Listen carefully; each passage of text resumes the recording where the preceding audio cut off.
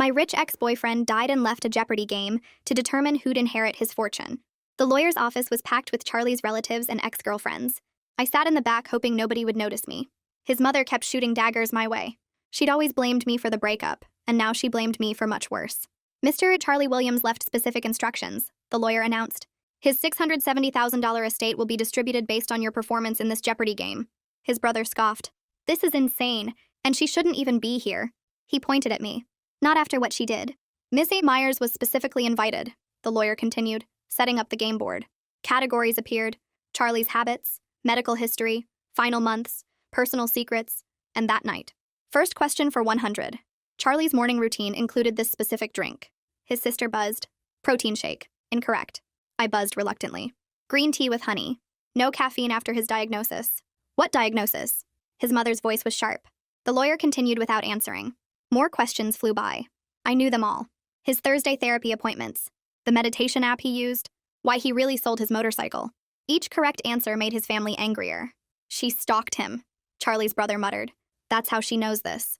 We moved through categories. Medical history revealed his anxiety medication. Final month showed how isolated he'd become. Personal secrets exposed things his family never knew. With each answer, their suspicion grew. Daily double in medical history. What medication was Charlie taking? I buzzed. Sertraline, 100 milligrams daily. His mother exploded. If you knew about his medication, then you knew what would happen if he mixed it with anything. You knew, and you let him. Please hold comments until the end, the lawyer said firmly. The game continued, but the atmosphere was electric with accusation. Every answer I gave correctly felt like another nail in my coffin. His family whispered among themselves, plotting. When we reached that night for 500, the room went silent. What beverage did Charlie consume at Amanda's apartment? I buzzed. Chamomile tea with honey. You gave him tea knowing he had to drive, his sister screamed, knowing it would make him drowsy with his medication. The lawyer raised his hand for silence. We're not finished. Final Jeopardy category, the truth. Everyone grabbed their pens. I could feel 20 pairs of eyes burning into me. His mother was already on the phone with someone, probably police. Please make your wagers, the lawyer instructed. I bet everything. What did it matter now? They'd already decided I was guilty. The forensic searches I'd done trying to help Charlie find safer medications. The texts begging him to come over that night. It all looked like premeditation. Final Jeopardy question. What did Charlie take after leaving Amanda's apartment? His family scribbled various answers. Alcohol, more tea, sleeping pills. They were all guessing what they thought I'd given him, what they believed I'd done to cause the accident. I wrote my answer knowing it would damn me either way. The timer buzzed. Let's see the answers. His brother. Alcohol. Incorrect. His sister. Sleeping medication. Incorrect. His mother. Whatever Amanda poisoned him with. The lawyer shook his head. Amanda, your answer? I turned my board around. Diphenhydramine, massive dose. The room erupted. She admits it. She knew. Call 911. His brother was already dialing. Wait, a voice from the back interrupted. Dr. Hyatt, Charlie's therapist, stood up. Let her finish. Benadryl, I continued quietly. Fatal when mixed with sertraline, which he took after leaving my apartment, after the harmless tea, after calling Dr. Hyatt to discuss his plan. The police arrived just as Dr. Hyatt stepped forward. Charlie called me that night. 20-minute conversation about ensuring certain people were protected. He was very specific about timing. Protected from what? Charlie's mother demanded. From blame, Doctor, Hyatt said simply. He knew the tea would provide misdirection, make Amanda look suspicious while being completely harmless. You're saying he... His sister couldn't finish. The game isn't over, the lawyer announced. Final question worth the entire estate. What did Charlie leave in his safety deposit box? This wasn't on the board. This was new.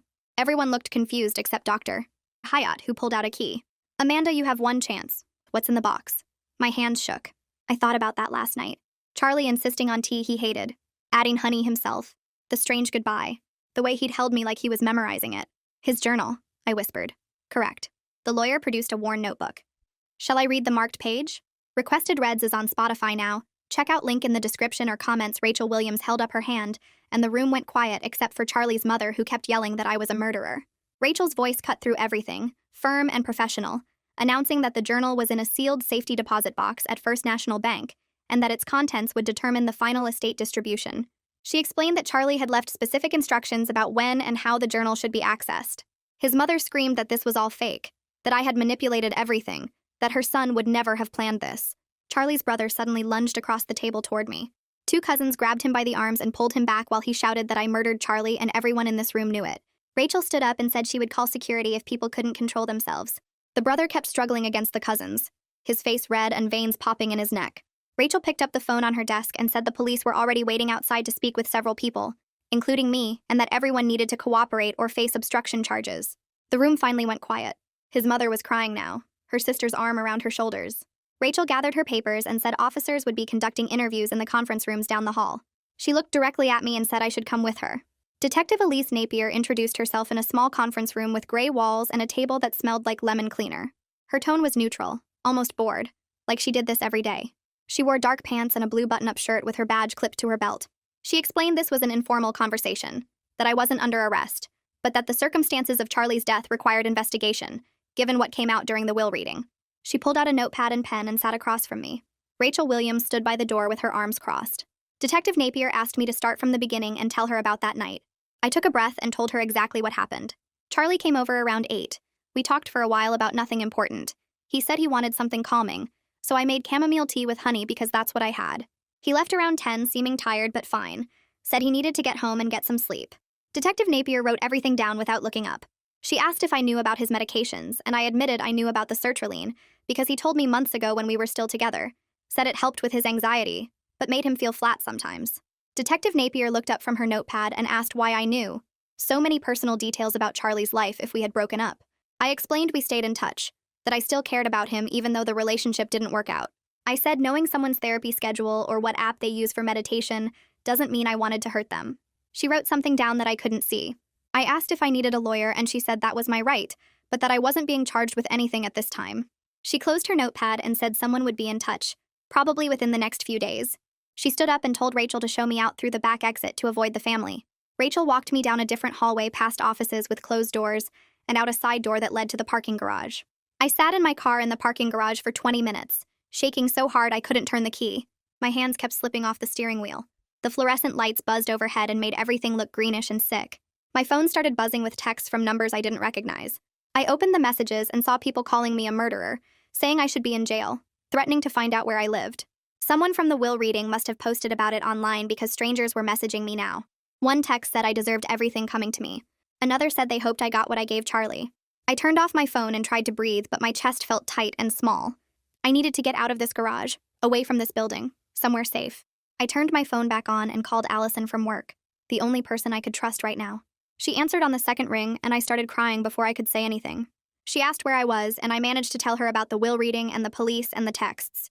She said to come to her place right now, gave me her address on Maple Street, said she would order food and I could stay as long as I needed. She didn't ask if I did it, didn't hesitate or sound worried about getting involved.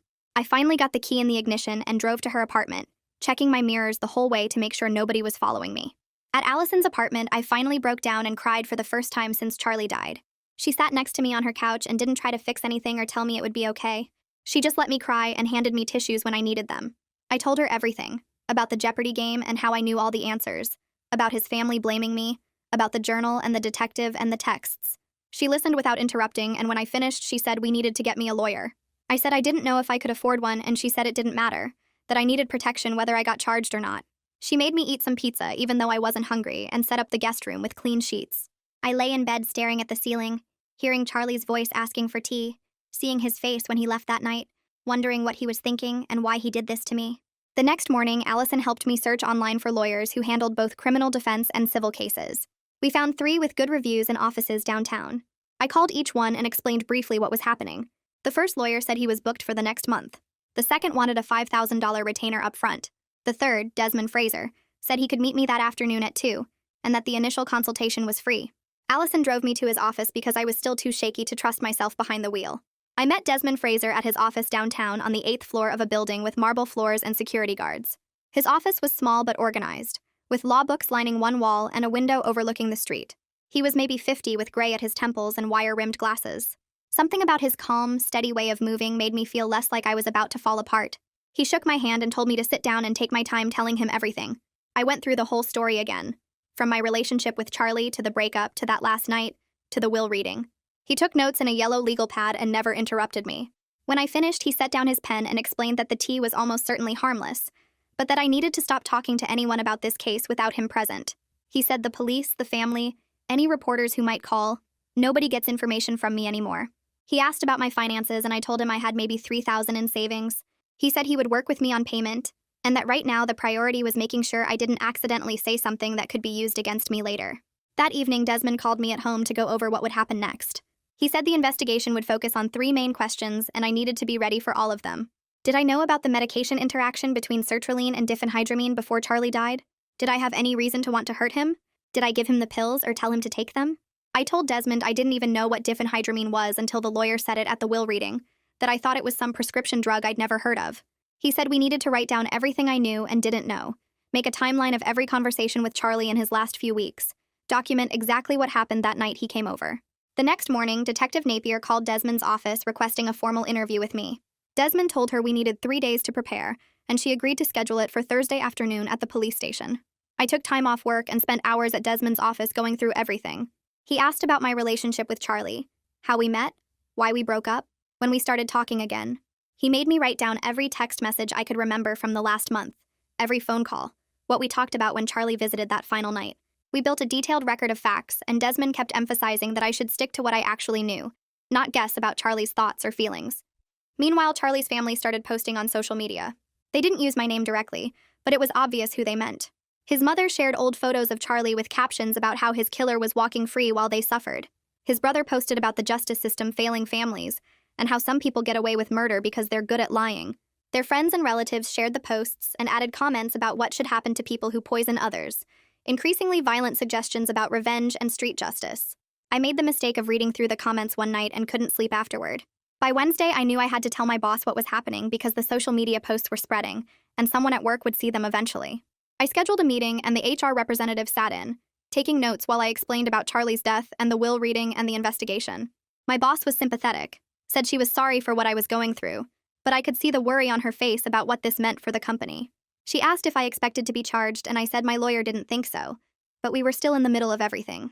The HR representative said they would support me, but asked me to keep them informed of any developments that might affect my work. That afternoon, Desmond called to say Dr. Hyatt had contacted his office. The therapist wanted to help, but explained he was bound by patient confidentiality rules even after Charlie's death, unless a court legally forced him to share information. And Desmond said we would probably need to subpoena the therapy records, which felt horrible, like violating Charlie's privacy all over again, but it might be the only way to prove what really happened that night. I hated that Charlie's final conversations with his therapist would get dragged into court, but I hated being accused of murder more. Thursday came and I met Desmond at the police station downtown. We went into an interview room with Detective Napier and another officer who didn't say much, just watched and took notes. Detective Napier was professional and methodical, going through everything in chronological order. She asked about my relationship history with Charlie, the reasons for our breakup, why we stayed in contact afterward. She asked about the night he died, what time he arrived, what we talked about, how he seemed, what I served him, what time he left.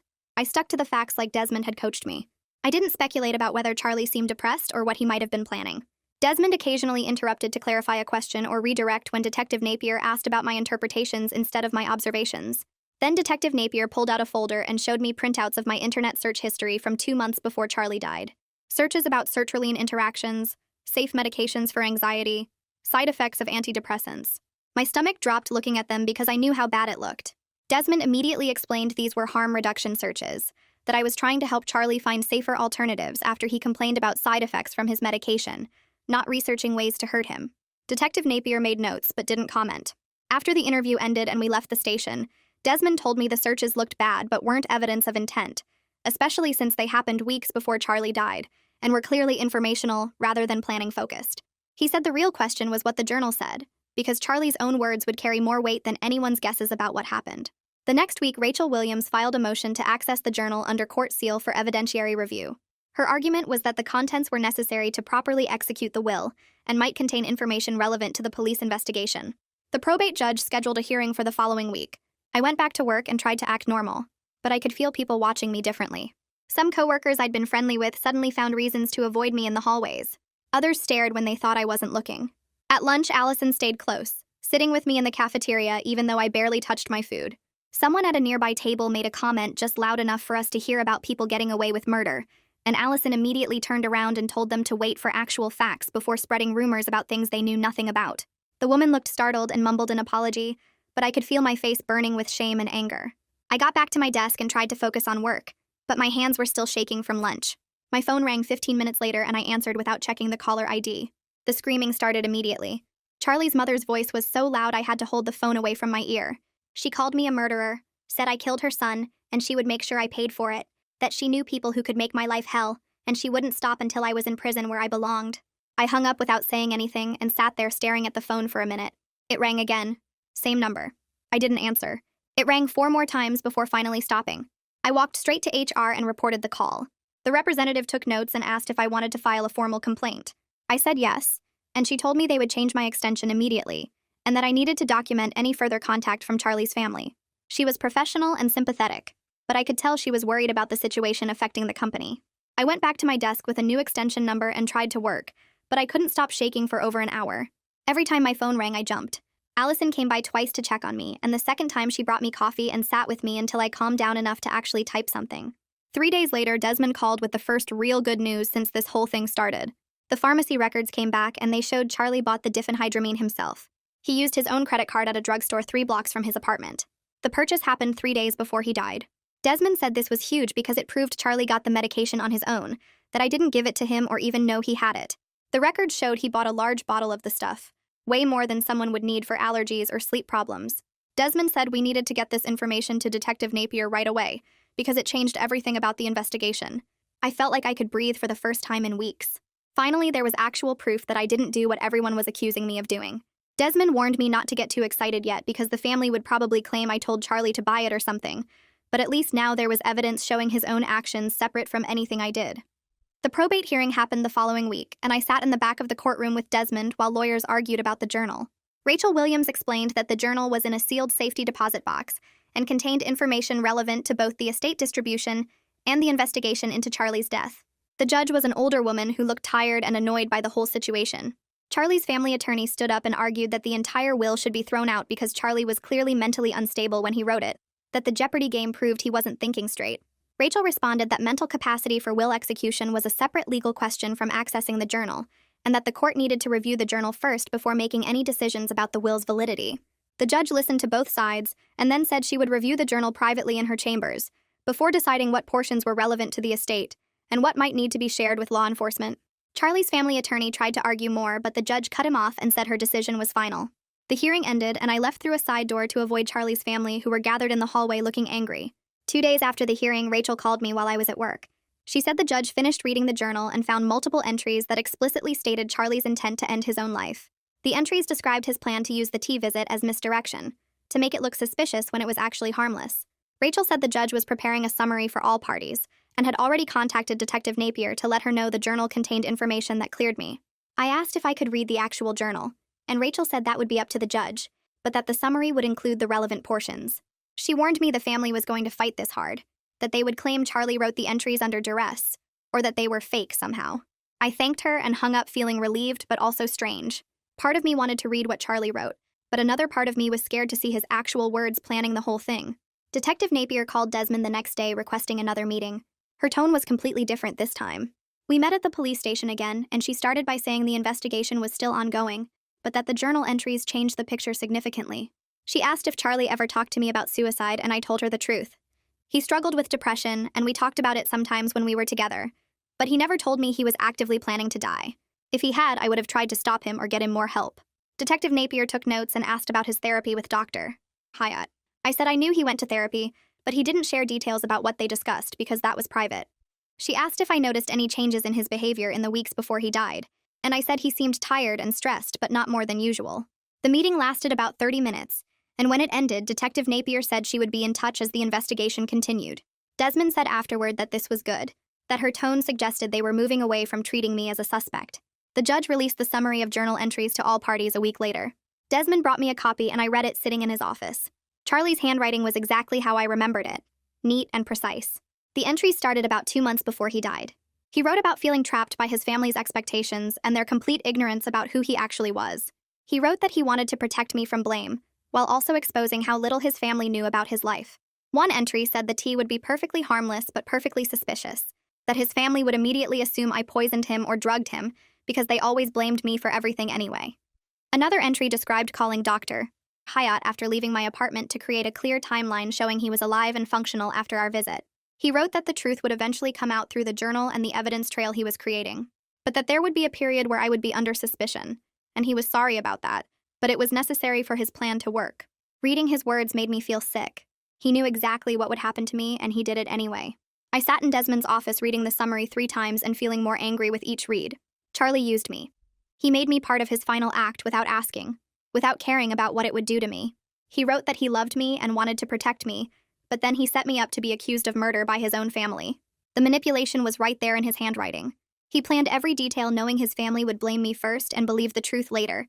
He apparently thought it was worth putting me through hell as long as the truth eventually cleared me. I wanted to scream at him, but he was dead, so all I could do was sit there shaking with anger and grief mixed together. Desmond let me sit quietly for a while and then asked if I was okay. I said no, but I would be eventually. He said that was a normal response and that anyone would be furious reading something like that. The weird thing was, I still missed Charlie even while being completely angry at what he did. Grief is complicated like that. Desmond filed a motion the next week to access Dr. Hyatt's call records and session notes under subpoena. The motion argued that the records were necessary to back up the journal's claims about Charlie's phone call that night. We needed to prove that Charlie actually did call Dr. Hyatt after leaving my apartment like he wrote in the journal. Dr. Hyatt's attorney responded within days saying he wouldn't fight the subpoena if it was properly issued by the court. The response acknowledged that the special circumstances of the case warranted breaking normal confidentiality rules. Desmond said this was good because it meant Dr.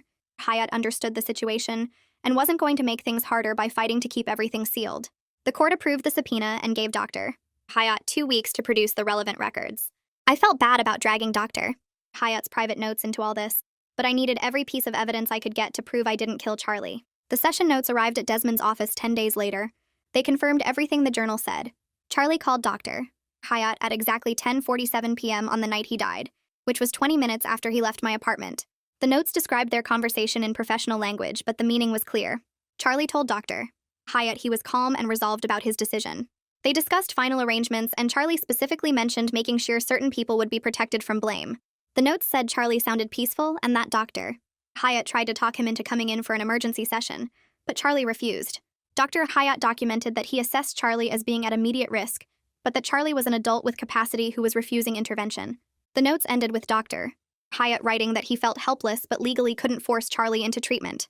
Reading the notes made the whole thing feel more real. This wasn't just Charlie's version in his journal anymore. Dr. Hyatt's professional documentation backed up everything Charlie wrote about his plan and his timing. 2 days after we got the session notes, Desmond received a letter from Charlie's family attorney. The letter stated that the family intended to file a wrongful death lawsuit against me, regardless of what the criminal investigation found. Their claim was that even if I didn't directly cause Charlie's death, I created the circumstances that led to it. They argued I should have recognized his mental state, that inviting him over that night was reckless given his depression, that I had a duty to protect him, and I failed. Desmond read me the letter over the phone, and I could hear the frustration in his voice. He said this was mostly posturing, that they knew their case was weak, but they were trying to pressure me into giving up any inheritance from the estate.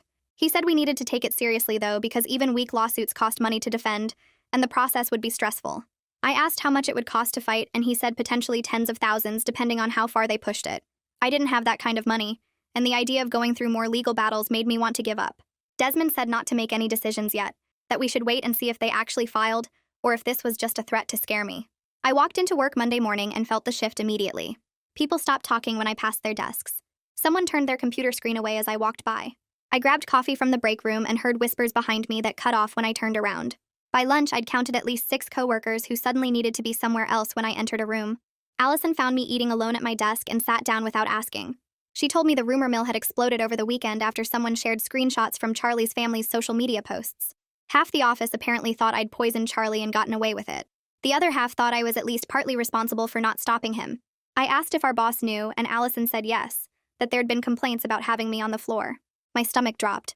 I spent the afternoon pretending to work while feeling everyone's eyes on me. Around 3, my boss called me into her office with the HR representative already there.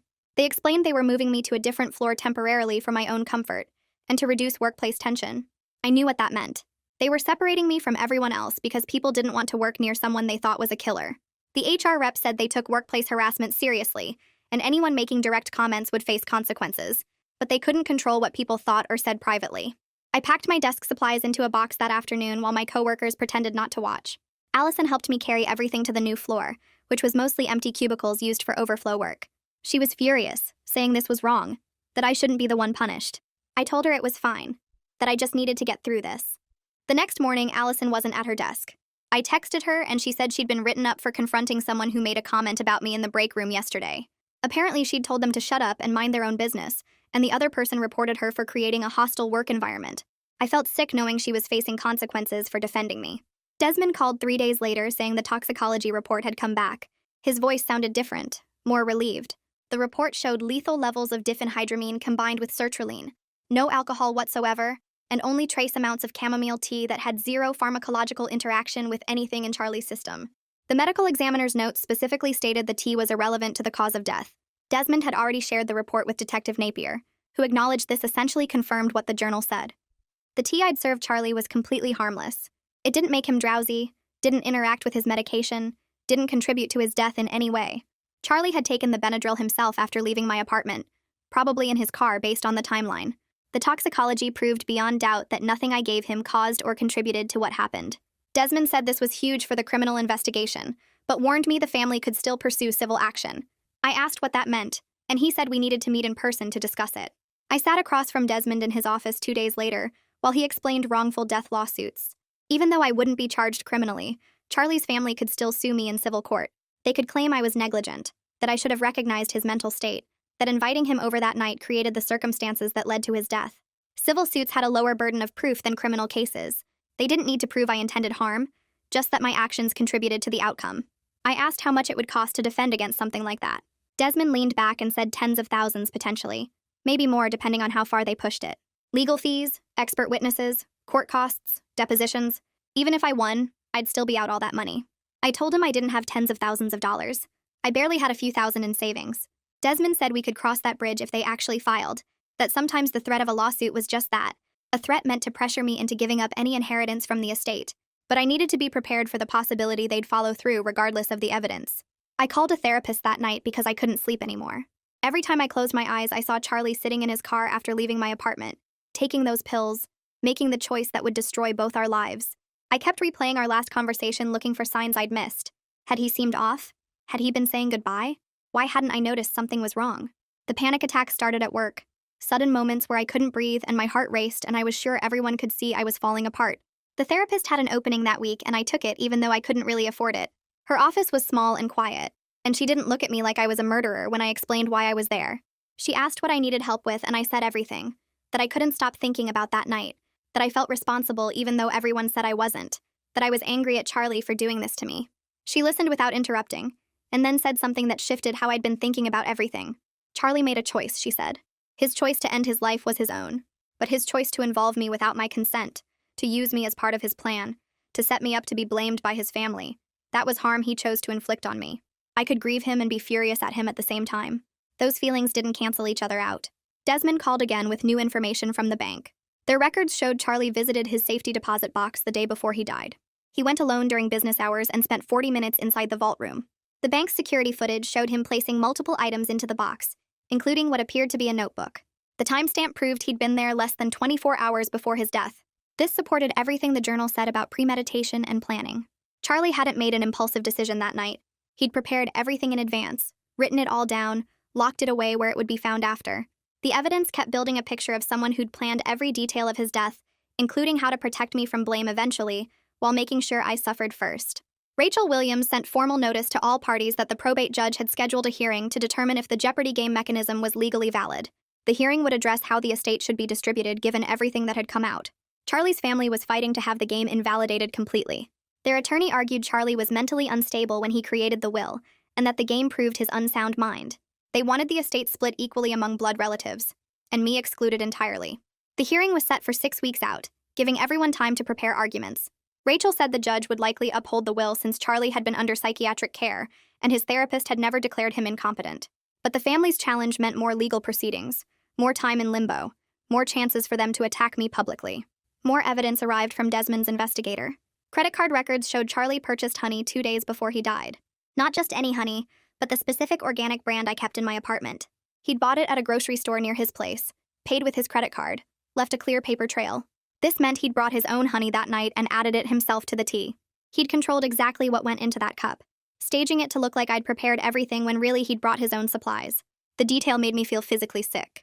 I thought about him in my kitchen, carefully adding honey he'd purchased specifically for this purpose, making sure the tea would be exactly what he wanted it to be.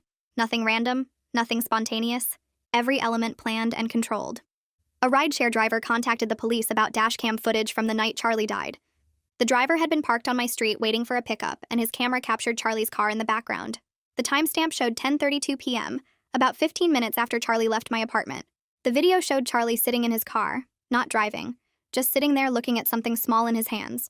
The video quality wasn't clear enough to identify what he was holding, but the timing fit perfectly with him preparing to take the pills. Detective Napier shared the footage with Desmond, adding one more piece to the timeline. Charlie hadn't driven away and then decided to take the Benadryl. He'd sat outside my building, looked at whatever he was holding, probably the pills, and made his final choice right there within sight of my apartment. Desmond's assistant called saying Charlie's sister had phoned asking to speak with me. After discussing it with Desmond, we agreed to a brief supervised call. She would call his office and I'd be on speaker with Desmond present to make sure nothing was said that could be used against me later. The call happened that afternoon. Her voice sounded tired and uncertain, nothing like the angry woman from the will reading. She said she'd been reading through all the evidence, the toxicology report, the bank records, the journal excerpts. She had questions about what her mother was being told because some of the information didn't match what the family attorney was saying. She asked if we could talk, really talk, about what happened. I looked at Desmond and he nodded slightly. I told her the truth. I loved Charlie. We had problems and the breakup was hard, but I never wanted him dead. I was angry at him for what he did, for using me as part of his plan, for putting me through this nightmare with his family. I explained about the tea being harmless, about him bringing his own honey, about the pills he bought himself. She listened quietly and then said something that surprised me. She said their brother was feeding their mother information selectively, showing her only things that made me look guilty, hiding evidence that pointed to Charlie's planning. Her brother was convinced I'd manipulated everything somehow, that the evidence was fabricated or misinterpreted. She didn't know what to believe anymore, but she wanted to hear my side directly. I asked if she thought I killed him. She was quiet for a long moment, and then said no. She didn't think that, but she didn't know how to reconcile the brother she knew with someone who would plan something this elaborate and cruel. I told her I didn't know how to reconcile it either, that I was still trying to understand how the person I loved could do this to me. We didn't talk much longer after that. She thanked me for speaking with her and said she needed time to process everything. The call ended, and I sat in Desmond's office feeling strange, like maybe one person in Charlie's family might eventually believe I wasn't a monster. 2 days later, Desmond called saying Detective Napier wanted to talk. He put her on speaker in his office, and her voice sounded almost friendly compared to our first conversations. She explained the prosecutor's office had reviewed everything from the journal entries to the pharmacy records to the dashcam footage. The evidence showed Charlie bought the pills himself, took them after leaving my apartment, and planned the whole thing in advance. Criminal charges looked unlikely because there was no evidence I provided the fatal medication or knew he would take it. The case would probably close as suicide within a few weeks once the final reviews finished. I thanked her and hung up feeling relieved but also empty, because official closure didn't erase what I'd been through. The next afternoon, Desmond got a call from an attorney representing Dr. Hyatt. The state licensing board had opened a professional ethics inquiry about whether Dr. Hyatt should have broken confidentiality to warn someone about Charlie's plans. The attorney asked if I would provide a statement saying I didn't believe Dr. Hyatt had information that would have required him to warn anyone. Desmond explained this could help Dr. Hyatt keep his license, but that I wasn't required to get involved. I thought about it for maybe 10 seconds before saying yes. Dr. Hyatt had stood up at the will reading and tried to explain what really happened when everyone else wanted to blame me. He'd been in an impossible situation with Charlie, trying to keep him stable through therapy while Charlie secretly planned something Dr. Hyatt couldn't have stopped without destroying the therapeutic relationship. I told Desmond to draft the statement and I'd sign it. The ethics process would take months, but at least my statement might help show that Dr. Hyatt did what he could within the boundaries of his professional obligations. Desmond sent over the draft statement that evening, and I read through the careful legal language explaining that Dr. Hyatt's conversation with Charlie didn't contain specific threats or plans that would trigger a duty to warn. I signed it and sent it back, hoping it would make some difference in a situation where everyone involved had been hurt by Charlie's choices. The workplace situation got worse before it got better. Someone forwarded the family's social media post to our company's main email list, complete with photos of Charlie and accusations about his killer walking free. I found out when my boss called me into her office with the HR representative already sitting there looking uncomfortable. They showed me the email chain, which had dozens of replies ranging from supportive to hostile. HR had to send a company-wide message about respecting privacy and not engaging in harassment, which only made things worse by drawing more attention to the situation. My boss suggested I take temporary leave, framing it as giving everyone time to cool down, but I could read between the lines. Staying was becoming impossible with coworkers either avoiding me completely or making comments just loud enough for me to hear. I went back to my desk and stared at my computer screen for 20 minutes before calling Desmond to ask about my options.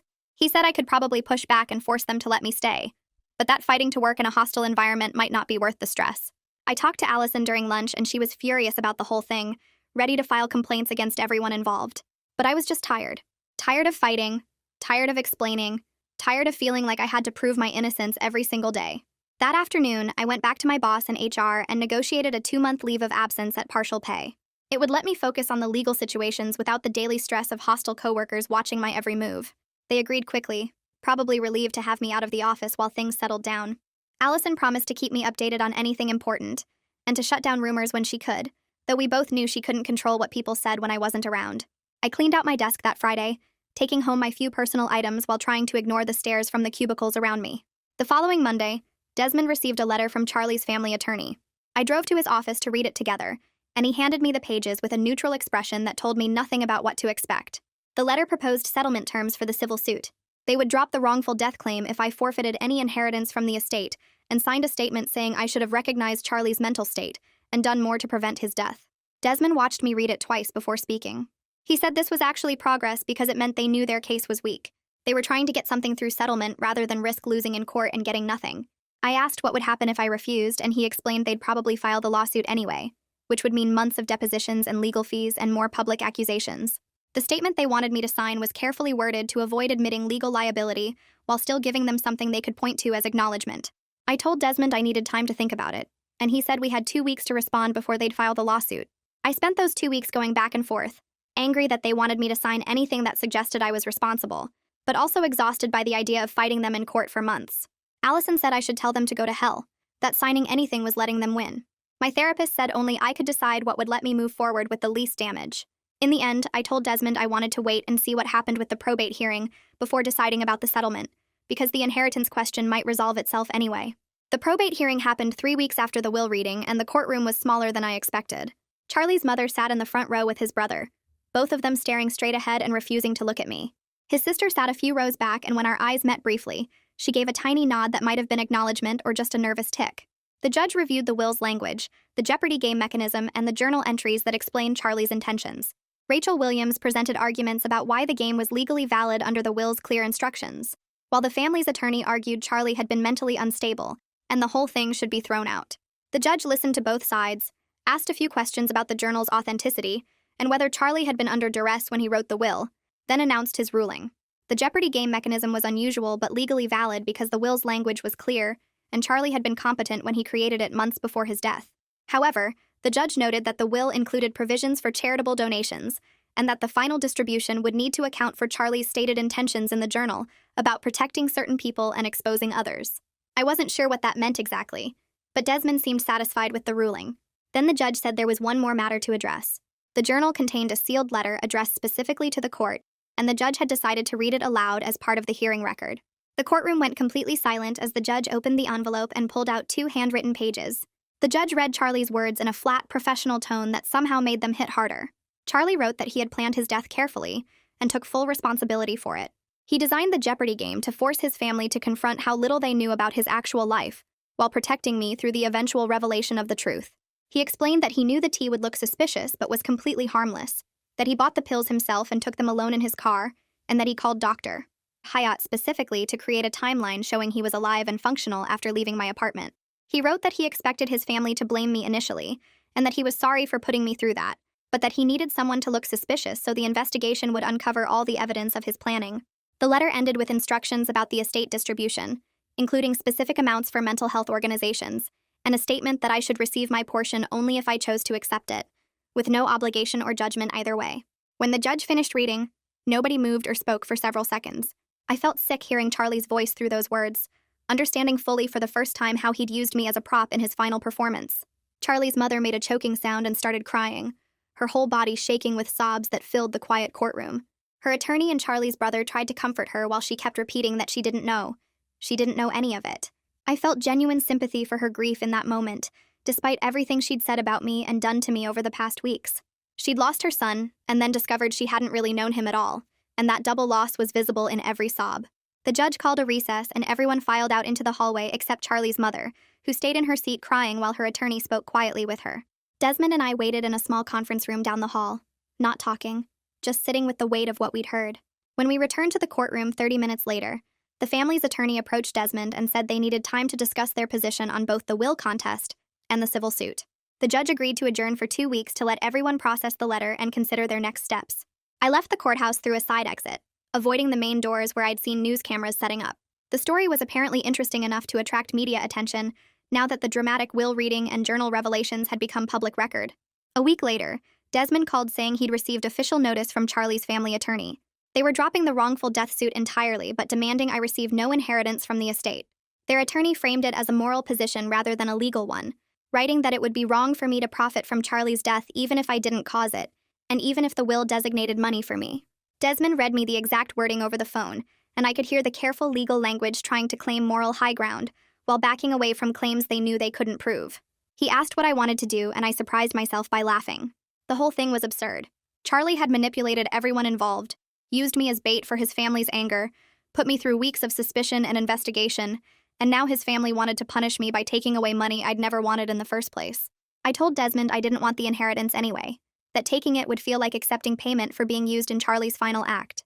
We could work out the details of donating it or redirecting it to the mental health organizations Charlie had specified, but I wasn't going to fight his family over money that felt tainted by everything that had happened. Desmond listened to me explain this over the phone, and I could hear him typing notes as I talked. He suggested we could structure the donation as part of the estate settlement, which would make it official and prevent any future disputes about whether I tried to profit from Charlie's death.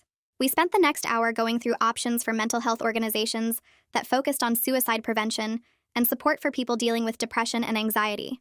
I picked 3 organizations that Charlie had mentioned in his journal, places he'd researched but never reached out to for help. Desmond said he'd draft the paperwork and coordinate with Rachel to make it part of the final estate plan. 2 days later, my phone rang with a number I recognized as the police station. Detective Napier's voice sounded different from it had during the investigation, lighter somehow, less careful. She told me the prosecutor's office had issued a formal statement that morning, declining to file any criminal charges against me. The evidence was clear that Charlie had bought the medication himself, taken it himself, and done everything possible to make his actions look independent of anyone else. She said the case file would be closed as a suicide with no suspicious circumstances. I thanked her, and she paused before saying she was glad the investigation reached the right conclusion, that she knew these past weeks had been hard on me. After we hung up, I sat on my couch staring at my phone for a long time. No charges meant I wasn't going to be arrested or prosecuted, but it didn't erase the accusations or the suspicion or the way Charlie's family looked at me. The next morning, I woke up to an email from an address I didn't recognize at first. The subject line said, "From Sarah Williams," and my stomach dropped when I realized it was Charlie's sister. The email was short, maybe 5 sentences total. She wrote that she'd read all the evidence the family's attorney had compiled, including the journal entries and the pharmacy records and the phone logs. She said she believed the evidence and that she was sorry for what I went through during the investigation and at the will reading. But then she wrote that her mother would never accept what the evidence showed, that the grief was too much and someone had to be blamed. She ended by saying she had to support her family even though she personally believed I didn't hurt Charlie. I read the email 3 times trying to figure out how I felt about it. Part of me appreciated that she acknowledged the truth, but another part was angry that she wouldn't stand up to her mother or brother. I typed out a response thanking her for reaching out, then deleted it. I typed another version saying I understood family loyalty, then deleted that too. Finally, I just closed the email without responding, because there wasn't anything meaningful to say that would change the situation. A week later, Desmond called saying Rachel had filed the final estate distribution plan with the probate court. The plan gave Charlie's mother, brother, and sister each about $70,000 from the estate. Another $200,000 went to the 3 mental health organizations I'd picked, split evenly between them. My portion, which would have been around $150,000, was contingent on me signing agreements donating it all to the same mental health groups. Rachel had also included provisions for covering all the legal fees and court costs from the estate before any distributions happened.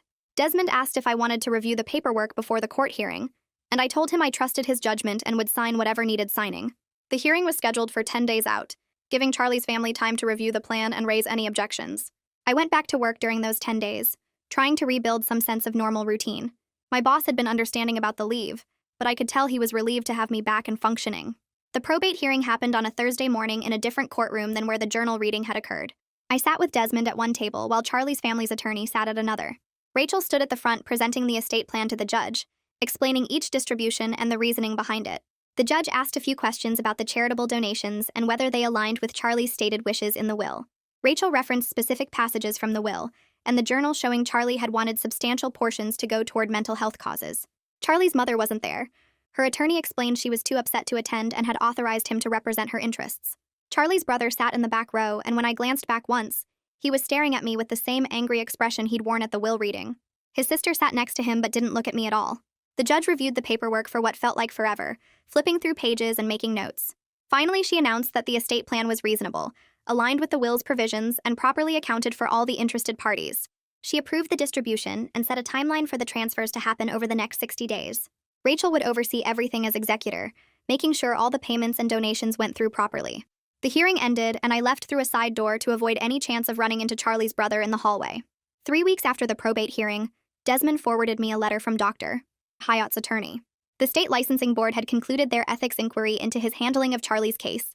They issued a formal caution about documentation requirements and consultation procedures in high-risk cases, but decided not to suspend or restrict his license.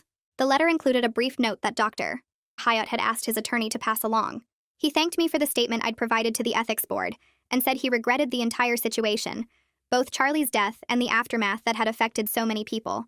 I filed the letter away and tried not to think too much about how many lives Charlie's final act had damaged. My leave of absence ended officially on a Monday morning in late spring. Walking back into the office felt strange, like returning to a place I'd left years ago instead of weeks. HR had apparently done some kind of sensitivity training while I was gone, because there was a memo in my inbox about workplace harassment and making assumptions about ongoing investigations. Most of my coworkers were awkward around me, but not actively hostile. They'd ask careful questions about how I was doing, then change the subject quickly when I gave vague answers. Allison met me at my desk with coffee and a genuine smile. She filled me in on everything I'd missed, both work projects and office gossip. Later, she told me she'd been pushing back hard against the rumors and speculation while I was gone, shutting down conversations when people started making accusations or assumptions. She said several people had apologized to her for believing the worst, and that my reputation had mostly recovered once the prosecutor's statement came out. Our friendship felt stronger after that, built on her having my back when things were terrible. The mental health fund launched 6 weeks after the estate distribution went through. The 3 organizations I'd picked had coordinated to create a joint fund in Charlie's name, focused specifically on medication safety education and suicide prevention for people dealing with depression and anxiety. They sent me an invitation to the launch event and asked if I wanted to be involved in any public way, maybe speak about Charlie or help with fundraising. I declined the speaking part because I didn't want to be the face of this story or have to explain our relationship and his death to strangers. But I agreed to attend planning meetings and help shape what the fund would focus on. It felt like the only meaningful thing to come out of the whole nightmare, turning Charlie's estate into something that might actually help people, instead of just enriching his family or me. Summer came, and I realized I hadn't visited Charlie's grave since the funeral. I drove to the cemetery on a Saturday morning 3 months after the will reading. His grave was in a newer section with a simple flat marker showing his name and dates. Someone, probably his mother, had left flowers that were starting to wilt in the heat. I stood there for a while trying to figure out what to say. All the profound statements I'd imagined on the drive over felt fake when I tried to form them into actual words. I was still angry at him for the manipulation, for using me as a prop in his final performance, for not caring about what his death and his plan would do to me. I was also sad that he'd been suffering so much and hadn't found another way out.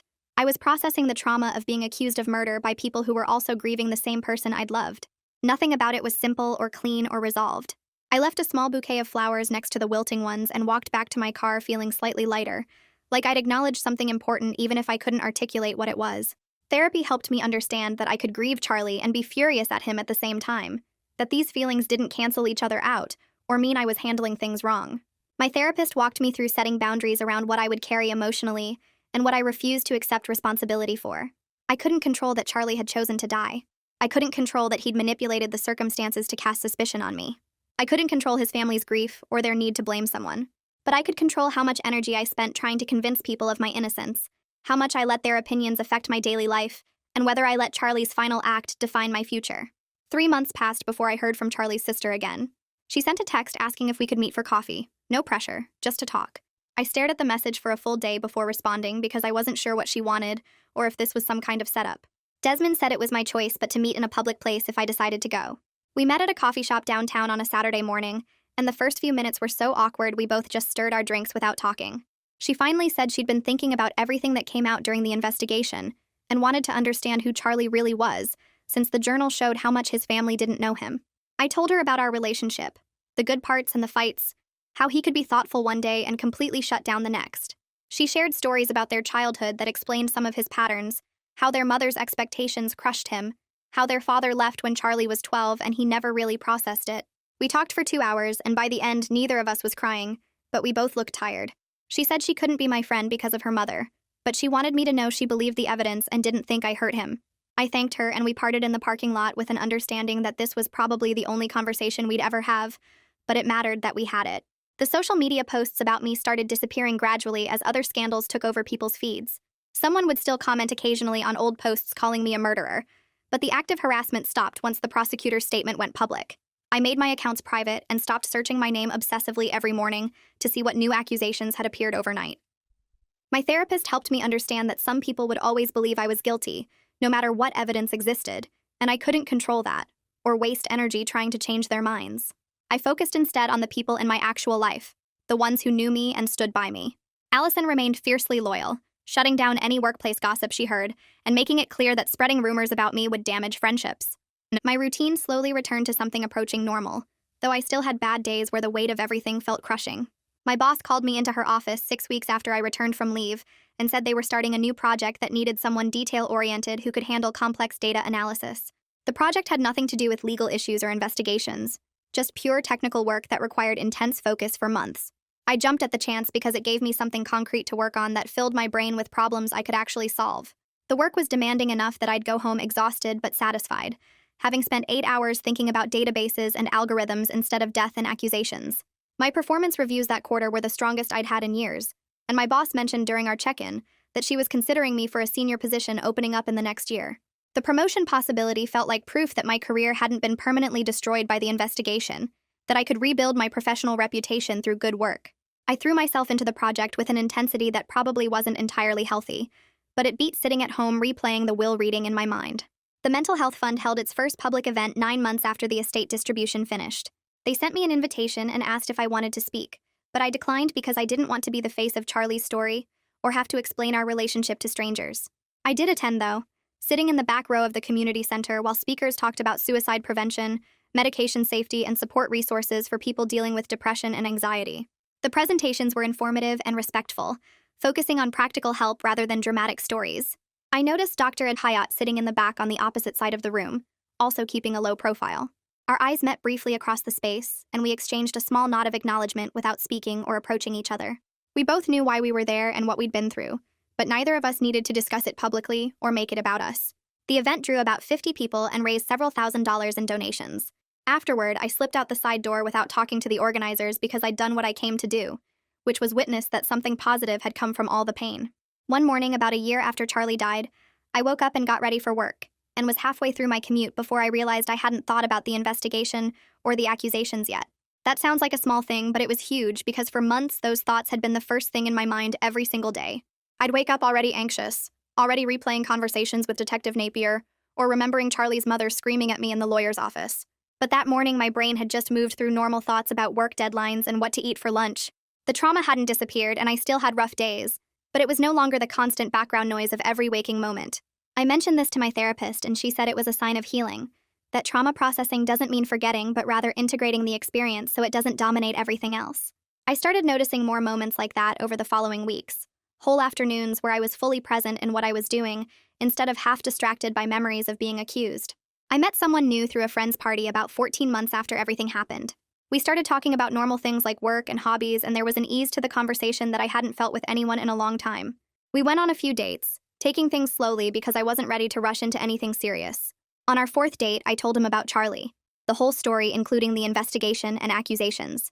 He listened without interrupting, asked a few questions to understand better, and then said he appreciated me trusting him with something so difficult. He didn't treat me like I was damaged or fragile afterward, didn't ask endless follow-up questions or act weird around me.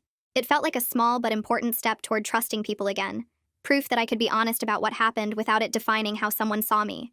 We kept dating casually, and I was careful not to move too fast, but having someone new in my life who knew the truth and didn't judge me for it helped me feel less isolated. Desmond forwarded me an email from Charlie's family attorney about 18 months after the estate closed.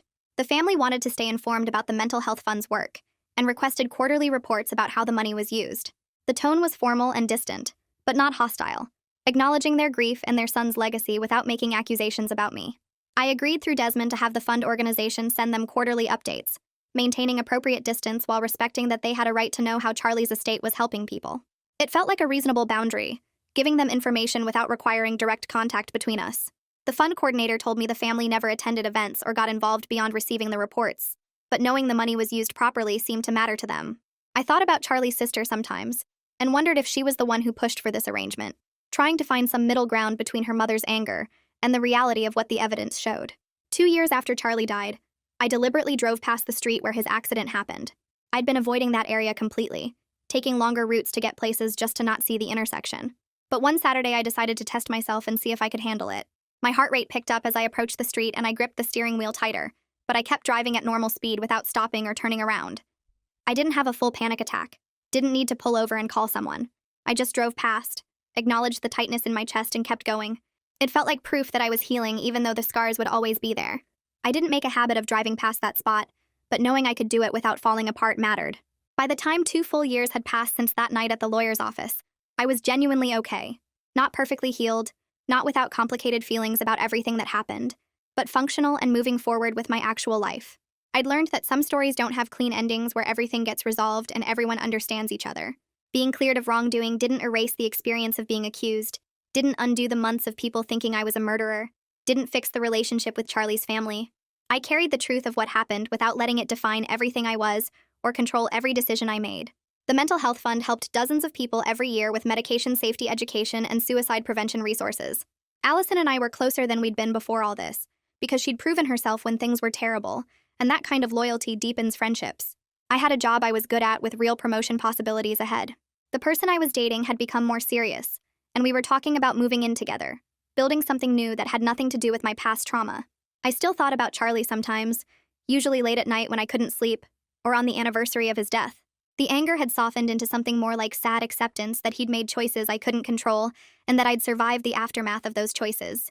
He'd manipulated the situation to expose his family's ignorance and protect me eventually, but he hadn't cared about, or maybe hadn't fully understood what those months of suspicion would do to me. I'd never know if he thought it through that far, or if he just assumed the truth would come out quickly and easily.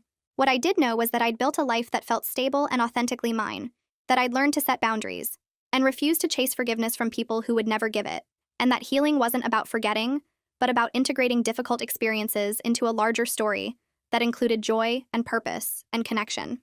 So there's your complete picture of how this unfolded legally and emotionally. If this helped you understand the process better, definitely like the video. Subscribe for more thorough examinations of complicated real-life scenarios. Seriously, comment what situation you want analyzed next.